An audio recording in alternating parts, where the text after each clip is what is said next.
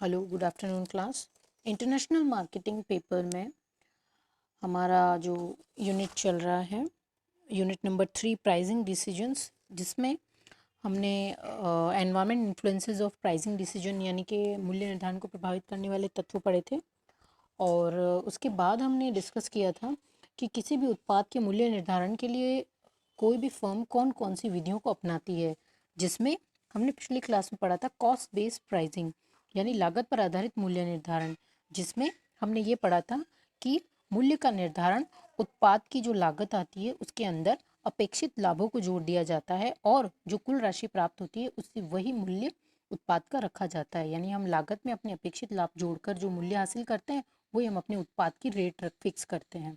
अब बहुत सारी फर्में ऐसी होती हैं जो इसके अलावा भी दूसरे जो तरीके होते हैं उस विधि को भी चुन सकती है। तो जो सेकंड इम्पॉर्टेंट इसका प्राइसिंग करने का विधि होता है वो है ब्रेक इवन प्राइसिंग, सम विच्छेद मूल्य निर्धारण। ये बहुत इम्पॉर्टेंट है और बहुत ही कह सकते हैं कि उपयोगी विधि होती है जो किसी भी वस्तु के उत्पाद का मूल्य निर्धारण करने में मदद कर सकती है। देखिए, कई बार ऐसा होता है कि कोई फर्म अपने उत्पाद की का वह मूल्य निश्चित करती है जहां उसे न लाभ हो न हानि हो। अब ऐसी स्थिति में वो अपनी मूल्य का क्या निर्धारण करेगी कि वो ऐसा मूल्य वसूल करे क्रेताओं से जिसमें उनको ना फायदा हो ना नुकसान हो।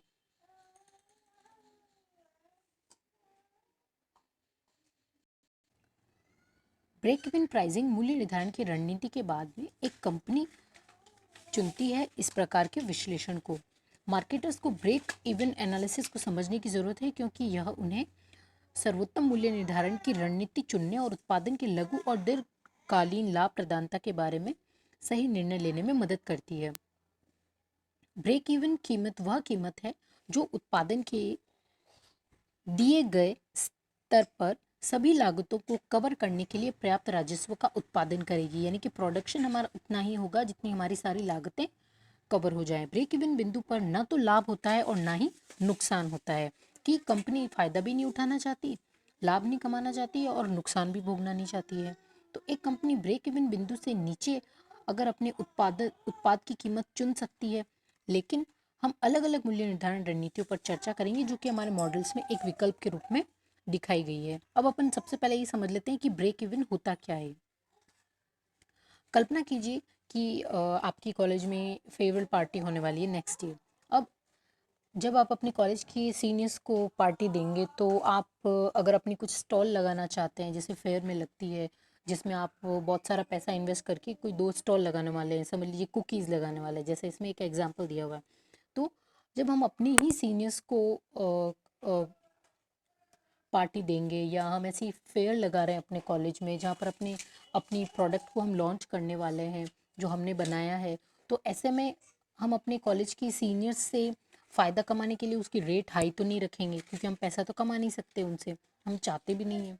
लेकिन हम ये चाहते हैं कि जितना हमारा खर्चा हो रहा है कम से कम वो तो हमें मिल ही जाए। तो ये परिस्थिति आ गई कि हमको फ़ायदा नहीं चाहिए तो हमारा नुकसान भी ना होना चाहिए।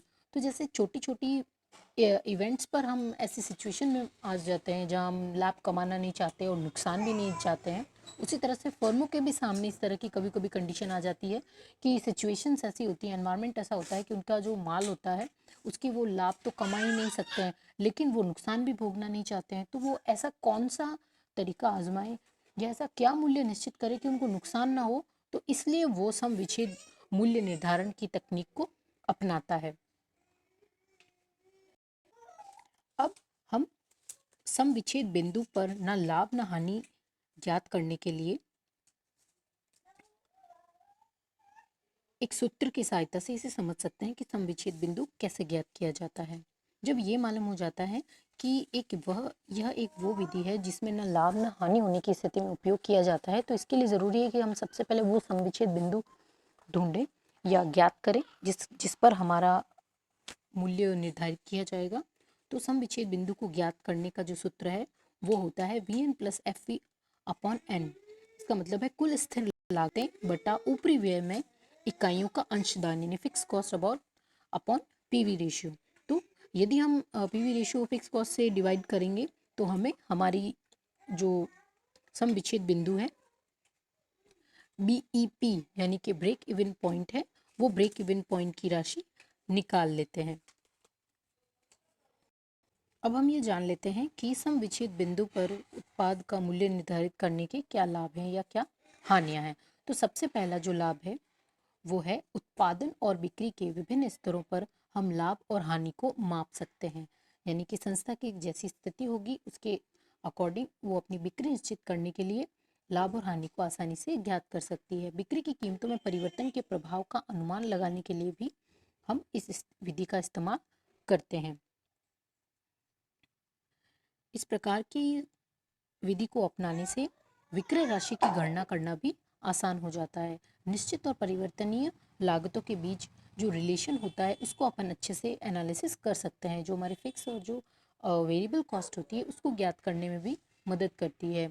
लाभप्रदता पर लागत और दक्षता परिवर्तनों के प्रभाव का पूर्वानुमान लगाने के कि लाभ होगा या नहीं होगा, या हम केपेबल हैं अपने लाभों को कवर करने में, तो इस बात का अनुमान भी हम बीपी से निकाल लेते हैं।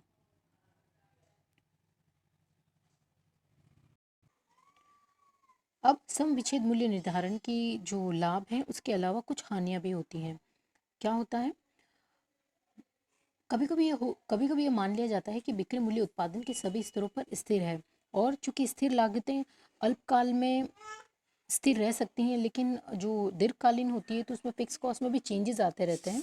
तो ऐसे में अनेक कारणों में परिवर्तन करने पड़ते हैं जिसमें भी अपन बीईपी निकाल नहीं पाते हैं।